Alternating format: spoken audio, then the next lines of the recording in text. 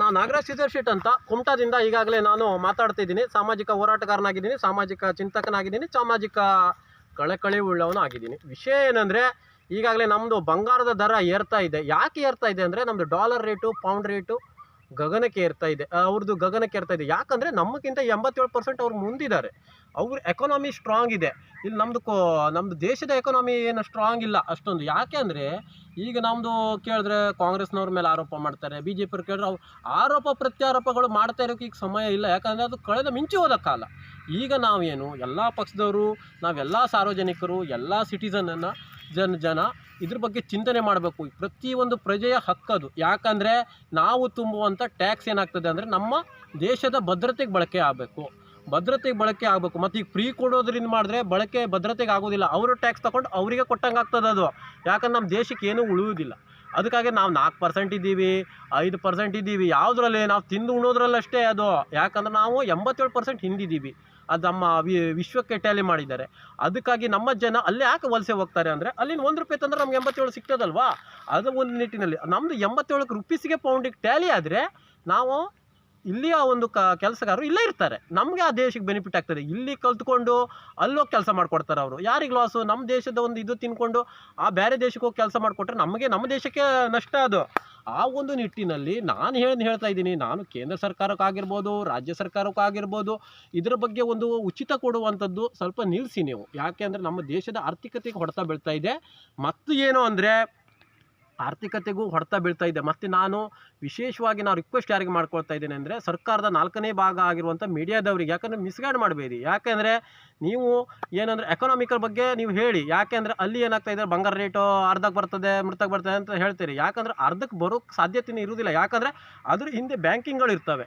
ಬ್ಯಾಂಕಿಂಗಲ್ಲಿ ಅಷ್ಟು ಲೋನ್ ಕೊಟ್ಟಿರ್ತಾರೆ ಅದರ ಬಂಗಾರ ಲೋನ್ ಮೇಲೆ. ಅದು ಹಿಂದೆ ಬಂದರೆ ಬ್ಯಾಂಕ್ಗಳು ಬಿದ್ದೋಗ್ತವೆ.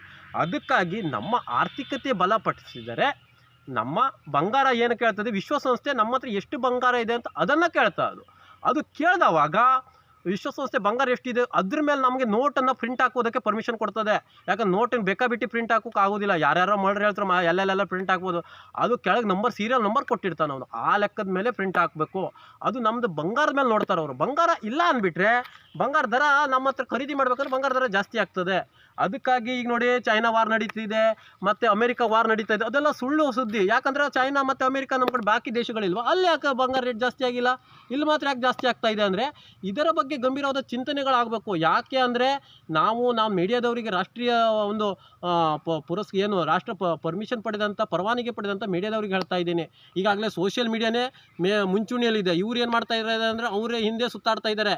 ಯಾಕಂದರೆ ಅವ್ರು ಮಿಸ್ಗೈಡ್ ಮಾಡ್ತಾ ಇದ್ದಾರೆ. ಯಾಕಂದರೆ ನೀವು ಅದ್ರದ್ದು ಇದು ಮಾಡಬಾರ್ದು. ಯಾಕಂದರೆ ಮಾಧ್ಯಮದವರಿಗೆ ವಿಶೇಷ ಸ್ಥಾನಮಾನಗಳು ಎಲ್ಲಿ ಹೋದ್ರೂ ಕೊಡ್ತಾರೆ. ಅವರಿಗೆ ಒಂದು ಚೇರ ಕೊಡ್ತಾರೆ, ಕುರ್ಚಿಯಾಗಿ ಕೊಡ್ತಾರೆ. ಯಾಕೆಂದರೆ ನಾವು ಪಾರದರ್ಶಕವಾಗಿ ಗಾಜಿನ ಮನೆಯಲ್ಲಿ ಇದ್ದಂಗೆ ಅವ್ರು ಕಾಣಿಸ್ಬೇಕು ಅನ್ನೋದು ಉದ್ದೇಶಕ್ಕೋಸ್ಕರ. ಹಾಗೆ ಈಗೇನಾಗ್ತಾ ಇದೆ ಅಂದರೆ ನಮ್ಮ ಎಕನಾಮಿಕ್ ನಾವು ಡೌನ್ ಆಗ್ತಾ ಇದ್ದೀವಿ. ಅದಕ್ಕಾಗಿ ನೀವು ಪಾರದರ್ಶಕವಾಗಿ ಕಾಣಿಸಿ. ಇಲ್ಲಿ ಏನೇನು ನಡೀತಾ ಇದೆ ದೇಶ ವ್ಯಾಪ್ತಿಯಲ್ಲಿ ಅಂದರೆ, ನಾವು ಪೌಂಡ್ ರೇಟು, ಡಾಲರ್ ರೇಟ್ 87ಕ್ಕೆಲ್ಲ ಹೋಗ್ಬಿಟ್ರೆ ಇದು ನಾವು ಚಿಂತನೆ ಮಾಡಬೇಕಾದಂಥ ವಿಷಯ. ನಮ್ಮ ದೇಶದ ಪರಿಸ್ಥಿತಿ ಎಲ್ಲೋ ಮುಟ್ಟಿದೆ ನೋಡಿ. ಅದಕ್ಕಾಗಿ ನಾನು ಮೋದಿಯವ್ರ ಹತ್ರನೂ ಹೇಳ್ಕೊಳ್ತಾ ಇದ್ದೀನಿ, ಸಿದ್ದರಾಮಯ್ಯ ಅವ್ರ ಹತ್ರನೂ ಹೇಳ್ಕೊಳ್ತಾ ಇದ್ದೀನಿ. ನನಗೆ ಮೋದಿ ಏನೋ ನಮ್ಮದು ವೈಯಕ್ತಿಕ ಅವ್ರ ಮೇಲೆ ದ್ವೇಷ ಇಲ್ಲ, ಏನಿಲ್ಲ.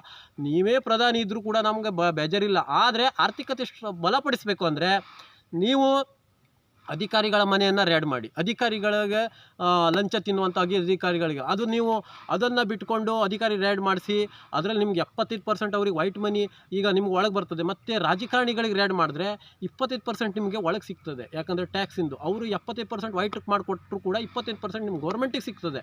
ಅದನ್ನು ನೀವು ಫ್ರೀ ಕೊಡೋದ್ರಲ್ಲಿ ಬಳಕೆ ಮಾಡಬೇಡಿ, ನಮ್ಮ ಆರ್ಥಿಕತೆಯಲ್ಲಿ ಬಳಕೆ ಮಾಡಿ. ಆರ್ಥಿಕತೆಯನ್ನು ಮಿಲಿಟ್ರಿ ಆಗಿರ್ಬೋದು, ಎಲ್ಲ ಕ್ಷೇತ್ರದಲ್ಲಿ ಆಗಿದ್ದರೆ ಆವಾಗ ನಾವು ನಿಮಗೆ ಒಂದು ಸಲಹೆಯನ್ನು ಕೊಡ್ತಾ ಇದ್ದೀನಿ. ನಿಮ್ಮ ಹತ್ರ ನಾವು ಉನ್ನತ ಹುದ್ದೆಯಲ್ಲಿಲ್ಲ, ಆದರೆ ಉನ್ನತ ಹುದ್ದೆಯಲ್ಲಿದ್ದ ನೀವು ಪಥಕ್ಕೆ ಚ್ಯುತಿ ಬರದಂತೆ ಒಂದು ನಡ್ಕೊಳ್ಳಿ ಅನ್ನುವಂಥ ನನ್ನ ಒಂದು ಕೆಲವೊಂದು ಸಲಹೆಗಳು, ಅದನ್ನು ಹೇಳ್ತಾ ಇದ್ದೀನಿ. ಅದಕ್ಕಾಗಿ ನಾನು ನಿಮಗೆ ಹತ್ರ ಏನು ಹೇಳ್ತಾ ಇದ್ದೀನಿ ಅಂದರೆ, ರಾಜಕಾರಣಿಗಳಿಗೆ ರೇಡ್ ಮಾಡಿ, ನನ್ನನ್ನು ಸೇರಿ ರೇಡ್ ಮಾಡಿ. ಯಾಕಂದರೆ ನಾನು ಕೂಡ ಚುನಾವಣೆ ಸ್ಪರ್ಧೆ ಮಾಡಿದವನು. ಅದಕ್ಕಾಗಿ ನಾವು ಹೇಳ್ತಿರೋದು, ನನಗೆ ದೇಶ ಮೇನು. ಯಾಕಂದರೆ ನಾವು ಸ್ವಾತಂತ್ರ್ಯ ಹೋರಾಟದಲ್ಲಿ ಜಾತ್ಯತೀತವಾಗಿ ನಾವು ದೇಶವನ್ನು ಕಟ್ಟಿರುವಂಥವ್ರು, ವಿವಿಧತೆಯಲ್ಲಿ ಏಕತೆಯನ್ನು ಕಂಡವರು. ಅದಕ್ಕಾಗಿ ನಾನು ಹೇಳ್ತಾ ಇದ್ದೀನಿ ಅಂದರೆ, ಈಗ ದೇಶ ವ್ಯಾಪ್ತಿಯಲ್ಲಿ ಅದೇ ಆಗಿದ್ದರೂ ಕೂಡ ಈಗ ಎಲ್ಲ ಧರ್ಮದವರನ್ನೇ ಟ್ಯಾಕ್ಸನ್ನು ತುಂಬ್ತಾರೆ ಅವರು. ಅದಕ್ಕಾಗಿ ಅವರನ್ನೆಲ್ಲ ತಗೊಂಡು ಏನು ನಾವು ಟ್ಯಾಕ್ಸ್ ಸಂದಾಯ ಮಾಡಿದ್ರು ನಮ್ಮ ದೇಶದ ಭದ್ರತೆ ಮಾಡಬೇಕು ನಾವು. ಯಾಕಂದರೆ ಹೊರಗಿನ ದೇಶದಲ್ಲೆಲ್ಲ ಕೂಡ ಇದು ಟ್ಯಾಕ್ಸಿನ ಬಗ್ಗೆನೇ ಪ್ರತಿಯೊಂದು ಪ್ರಜೆ ಹತ್ರನೂ ಟ್ಯಾಕ್ಸ್ ವಸೂಲಿ ಮಾಡ್ತಾರೆ. ಅದಕ್ಕಾಗಿ ಅಲ್ಲಿಯ ದೇಶಗಳು ಒಂದು ಏನಾಗಿರ್ತದೆ ಅಂದರೆ ಭದ್ರತೆಯಲ್ಲಿರ್ತದೆ. ಇಲ್ಲಿ ಏನಾಗ್ತಾ ಇದೆ ಅಂದರೆ ಈ ಕಡೆಗೆ ಎಲ್ಲೋ ಒಂದು ಟ್ಯಾಕ್ಸ್ ತೊಗೊಂಡು ಇದು ತೊಗೊಂಡು ಅದು ಫ್ರೀ ಕೊಟ್ಬಿಟ್ರೆ ನೀವು ಟ್ಯಾಕ್ಸ್ ವಸೂಲಿ ಮಾಡೇ ಪ್ರಯೋಜನ ಇಲ್ಲ. ಮತ್ತೇನಂದರೆ ನಿಮ್ಮ ಭದ್ರತೆ ಆಗೋದೇ ಇಲ್ಲ ಅದು. ಅದಕ್ಕಾಗಿ ಉಚಿತ ಕೊಡುವಂಥದ್ದು ರಾಜ್ಯ ಸರ್ಕಾರಕ್ಕಾಗಿರ್ಬೋದು, ಕೇಂದ್ರ ಸರ್ಕಾರಕ್ಕೂ ಹೇಳ್ತಾ ಇದ್ದೀನಿ, ನಿಮಗೆ ಮತ್ತೆ ಅಧಿಕಾರದ ಕುರ್ಚಿ ಆಸೆ ಮಾಡಬೇಡಿ. ಯಾಕಂದರೆ ದೇಶದ ವಿಷಯ ಇದು. ಯಾಕಂದರೆ ಅವ್ನು ಫ್ರೀ ಕೊಟ್ಟರೆ ನನ್ನ ಕುರ್ಚಿ ಹೋಗ್ತದೆ, ನನ್ನ ಫ್ರೀ ಕೊಟ್ಟರೆ ಅವನಿಗೆ ಕುರ್ಚಿ ಹೋಗ್ತದೆ ಅನ್ನುವಂಥದ್ದು ಅದೆಲ್ಲ ಬೇಡ. ಯಾಕಂದರೆ ನಾವು ಫ್ರೀ ಕೊಡಲಿಲ್ಲ ಬಿಟ್ಟರೆ ಅವನಿಗೆ ಕುರ್ಚಿ ಹೋಗ್ಬಿಡ್ತದೇನೋ, ಅದೆಲ್ಲ ಬೇಡ. ನೀವು ವಿರೋಧ ಪಕ್ಷದಲ್ಲಿ ಕೂತರೂ ಕೂಡ ಹೋರಾಟಗಳನ್ನು ಮಾಡಿ. ಯಾಕಂದರೆ ನಮ್ಮ ದೇಶದ ಪರಿಸ್ಥಿತಿ ಗಂಭೀರವಾಗಿದೆ. ಯಾಕಂದರೆ ಮೊದಲು ಮೊಘಲರು ಮತ್ತು ಬ್ರಿಟಿಷರು ಆಳಿರೋದು ಇದೇ ಥರ ನಮ್ಮೊಳಗೆ ಹೊಡೆದಾಟ ಮಾಡಿಕೊಂಡು. ಅದಕ್ಕಾಗಿ ನಾವು ದೇಶದ ಭದ್ರತೆಯನ್ನು ನಾವು ಗಟ್ಟಿಯಾಗಿ ಕಾದ್ಕೊಂಡ್ರೆ ನಮ್ಮ ದೇಶ ಭದ್ರತೆ ಆಗಿರ್ತದೆ, ನಮ್ಮ ಧರ್ಮನೂ ಭದ್ರತೆ ಆಗಿರ್ತದೆ, ನಾವು ಭದ್ರತೆ ಆಗಿರ್ತೀವಿ. ಯಾಕಂದರೆ ದೊಡ್ಡ ದೊಡ್ಡ ಸಿಟಿಯಲ್ಲಿ ಯಾಕೆ ವಾಸ ಮಾಡ್ತಾರೆ ಅಂದರೆ ನಗರದಲ್ಲಿ, ಅಲ್ಲಿ ಭದ್ರತೆ ಕೊರತೆ ಇರೋದಿಲ್ಲ, ಅವರ ಆರ್ಥಿಕತೆಯಲ್ಲಿ ಕೊರತೆ ಇರೋದಿಲ್ಲ. ಯಾಕಂದರೆ ಇನ್ನು ನಮ್ಮ ದೇಶದಿಂದ ವಲಸೆ ಹೋದವರು ಇಂಗ್ಲೆಂಡ್ಗೆ ಹೋಗಿದ್ದಾರೆ, ದುಬೈಗೆ ಹೋಗಿದ್ದಾರೆ. ಎಷ್ಟು ಜನ ಯಾಕೆ ಹೋಗ್ತಾ ಇದ್ದಾರೆ ಅಂದರೆ ಇಲ್ಲಿ ಭದ್ರತೆಯ ಕೊರತೆ ಇದೆ. ಭದ್ರತೆ ಅಂದರೆ ನಮ್ಮ ಸರ್ಕಾರ ಬಲ ಇಲ್ಲ, ಇಲ್ಲಿ ಪಬ್ಲಿಕ್ ಬಲ ಇದ್ದಾರೆ. ಯಾಕಂದರೆ ಬಿಸ್ನೆಸ್ ಮ್ಯಾನ್ ವ್ಯಾಪಾರಸ್ಥರು ಬಲ ಇದ್ದಾರೆ ಇಲ್ಲಿ. ಅದಕ್ಕಾಗಿ ವ್ಯಾಪಾರಸ್ಥರು ಏನು ಮಾಡ್ತಾರೆ, ದುಡ್ಡು ಮಾಡ್ಕೊಂಡು ಹೊರಗಿನ ದೇಶಕ್ಕೆ ಹಾರಿಬಿಡ್ತಾರೆ. ನಾವು ಸರ್ಕಾರ ಬಲ ಮಾಡಿಸಿದ್ರೆ ನಾವು ಹೊರಗಿನ ದೇಶಕ್ಕೆ ಹಾರೋಕ್ಕಾಗೋದಿಲ್ಲ. ಅದಕ್ಕಾಗಿ ಪ್ರತಿಯೊಬ್ಬ ನಾನು ಮತದಾರನಲ್ಲೂ ಕೇಳ್ಕೊಳ್ತಾ ಇದ್ದೀನಿ. ಯಾಕಂದರೆ ಪ್ರತಿಯೊಂದು ಮತದಾರರು ಕೂಡ ಇದ್ರ ಬಗ್ಗೆ ಚಿಂತನೆ ಮಾಡಬೇಕು. ತಾವು ಒಂದು 500,000 ರೂಪಾಯಿ ಯಾವುದೇ ವಿಷಯದಲ್ಲಿ ಆಸೆ ಮಾಡಬೇಡಿ. ಯಾಕಂದ್ರೆ ನಮ್ಮ ದೇಶದ ಭದ್ರತೆ ವಿಷಯ ಅದು.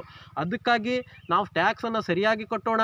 ನಂತರ ನಾವು ಉಚಿತ ಯೋಜನೆಗಳ ಬಗ್ಗೆ ಚಿಂತನೆ ಬಿಟ್ಟು ಬಿಡೋಣ. ಯಾಕಂದರೆ ನಮ್ಮ ದೇಶ 87% ಹಿಂದಿದೆ.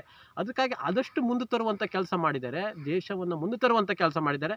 ನಮ್ಮ ದೇಶಕ್ಕೆ ನೋಡಿ ಎಲ್ಲರೂ ಹೆದರ್ತಾರೆ. ಯಾಕಂದರೆ ಈಗ ಅಮೇರಿಕಾದಿಂದೆಲ್ಲ ಕೆಲವು ಅವ್ರು ಬಡ ದೇಶ ಅಂತ ಹೇಳ್ತಾ ಇದ್ದಾರೆ ನಮ್ಮ ದೇಶಕ್ಕೆ. ಯಾಕೆ ಅಂತ ಕೇಳಿದ್ರೆ ಅವ್ರಿಗೆ ಗೊತ್ತಿದೆ 87% ನಾವು ಹಿಂದಿದ್ದೀವಿ ಅಂತ.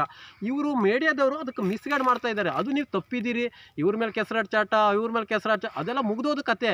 ಈ BJP ಆಗಿರ್ಬೋದು, ಕಾಂಗ್ರೆಸ್ ಆಗಿರ್ಬೋದು, ಅದೆಲ್ಲ ಈಗ ಮುಗ್ದೋದು ಮತ್ತೆ ಕಾಲ ಬರೋದಿಲ್ಲ. ಈಗ ನಾವು ಇದು ಇರೋದ್ರ ಬಗ್ಗೆ ಇರೋದ್ರ ಸಮಯದಲ್ಲಿ ನಾವು ಬಳಸ್ಕೊಳ್ಬೇಕು. ಯಾಕಂದರೆ ಅಧಿಕಾರಿ ಮನೆ ಅವರು ಅಧಿಕಾರಿಗಳು ಏನು ಲಂಚ ಗಿಂಚ ತಿಂತಾರಲ್ವ, ಅವ್ರ ಮನೆ ರೇಡ್ ಮಾಡಿ, ಮತ್ತು ರಾಜಕಾರಣಿಗಳ ಪ್ರತಿಯೊಬ್ಬರ ಮನೆ ರೇಡ್ ಮಾಡಿ.